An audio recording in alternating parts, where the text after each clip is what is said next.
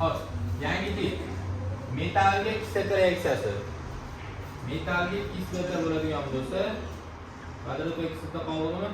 Nima chiqadi desa, endi bu yerda sizlar aytasizlar. Bu murakkab jarayon. Murakkab jarayon. Nima uchun murakkab? Bundan oldingi reaksiyalarga endi bular o'xshamaydi. Nima uchun o'xshamaydi? Chunki bu yerda metal ham tanlanadi, kislota ham tanlanadi.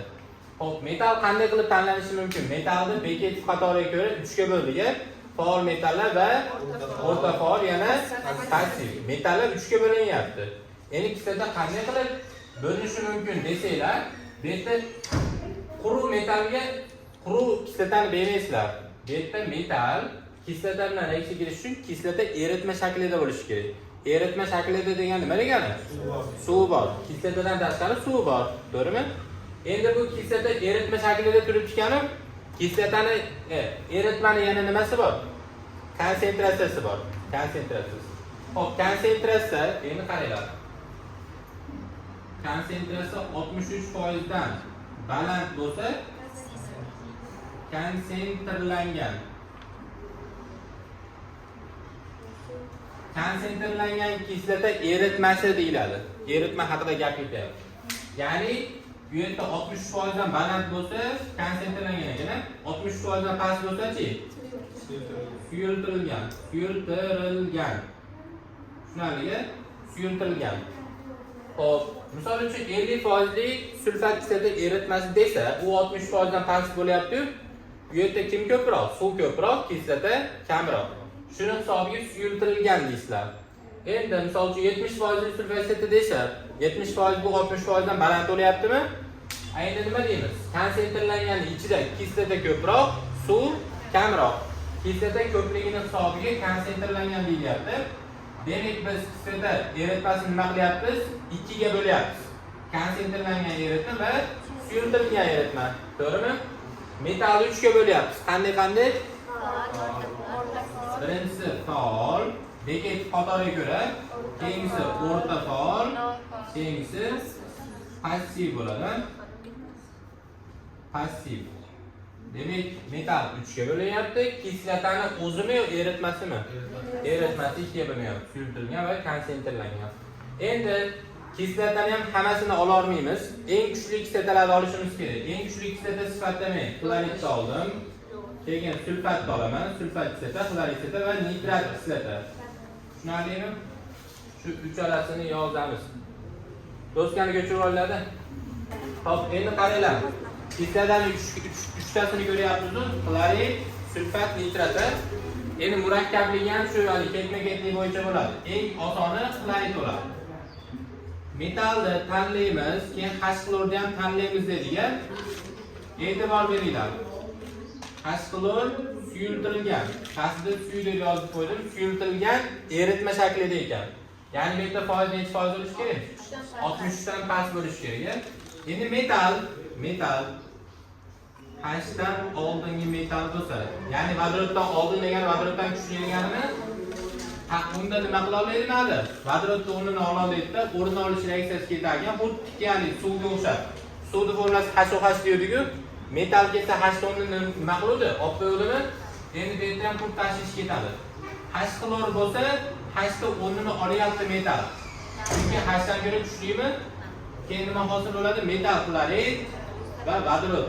Bu yerda ham vodorod nima bo'lyapti? Gaz bo'lib chiqyapti. Bitta misol, natriy plus H-xlor. Natriy xlor plus H2 nechta?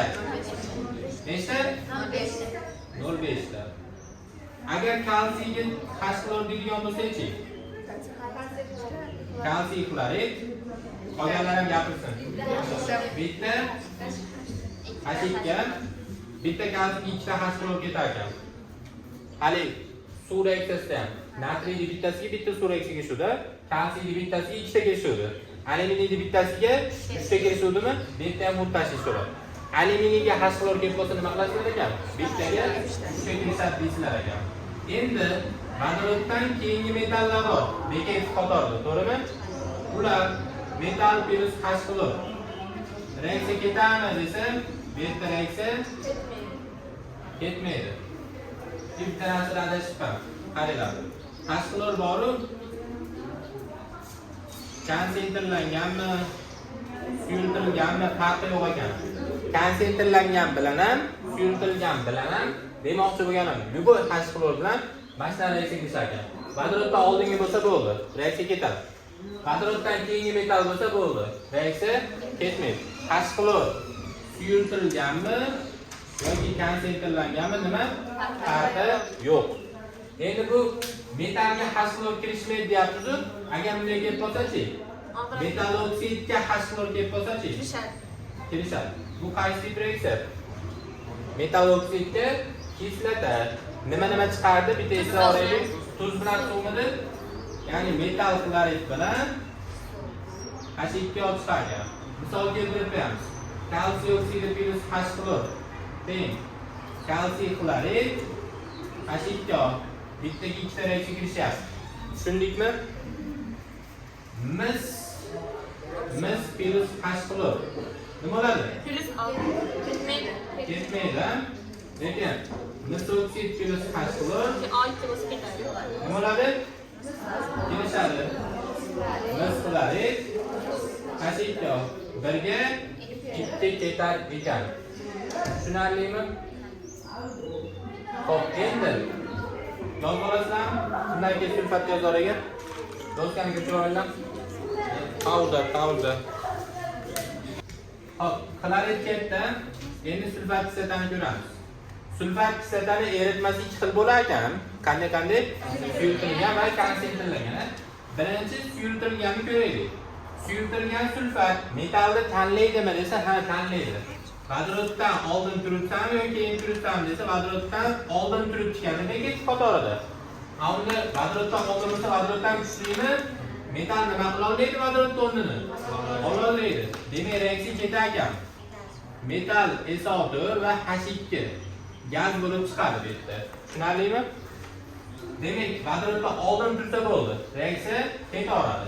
Agar vodoroddan keyingi metal bo'lsa, vodoroddan kuchsiz, sulfatni ichida vodorod o'rnini nima qila olmaydi? Ola olmaydi.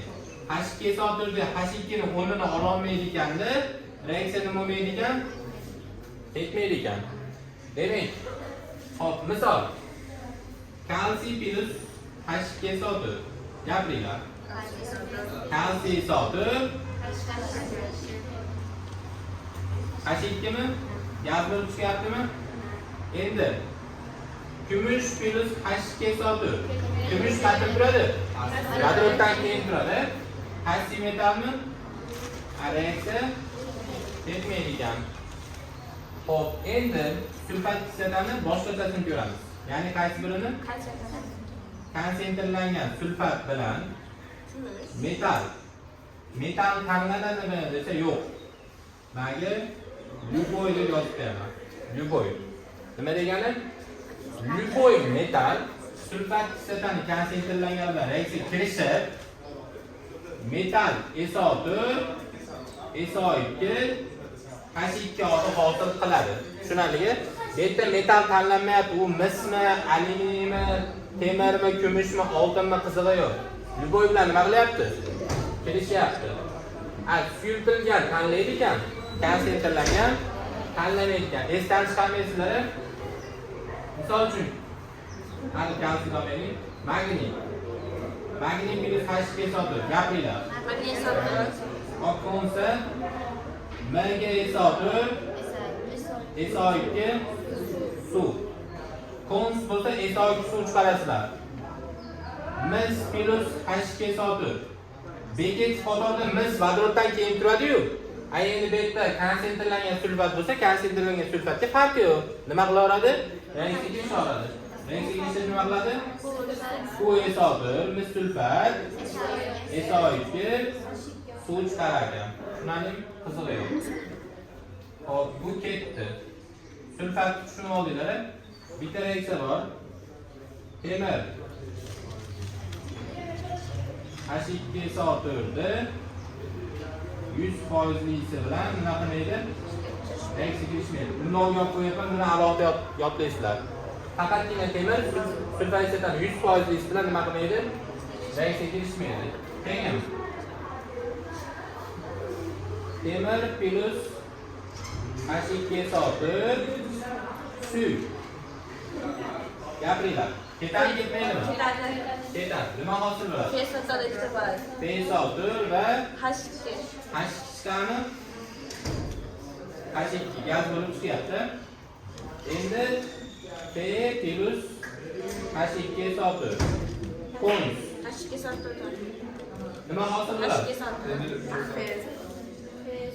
T soatib. Faqat temirga 3 sulfat chiqishi kerakmadi. Nima chiqadi? SO2 suv. Endi mana shu yerga diqqat qilinglar. Mana yerda temir 2 valentliga chiqyapti, pastda 3 valentliga chiqyapti, to'g'rimi? Men sizlarga aytdim-ku, kislota 2 xil bo'ladi, suyultirilgan va konsentrlangan dedimmi? Suyultirilgan kislotalardan quyi valentli chiqadi, konsentrlangandan yuqori valentli chiqadi. Mos suyultirilgan sulfatmi? Bu yerda metalli qaysi holatda chiqdi? Valentligi quyi valentli chiqyapti. Mana endi konsentrlanganda nima chiqdi? Valentli yuqori chiqdi. Bundan oldin ikkisidan 2 ga bo'luvdilarmi? Konsentrlangan sulfat bilan konsentrlangan bilan suyultirilgan bo'lganmisizlar? Mana shu yerda tagiga yozib olasizlar. Suyultirilgandan quyi valentli, konsentrlangandan yuqori valentli deb yozib olasizlar. Keyin doskani polni ko'chirib olinglar.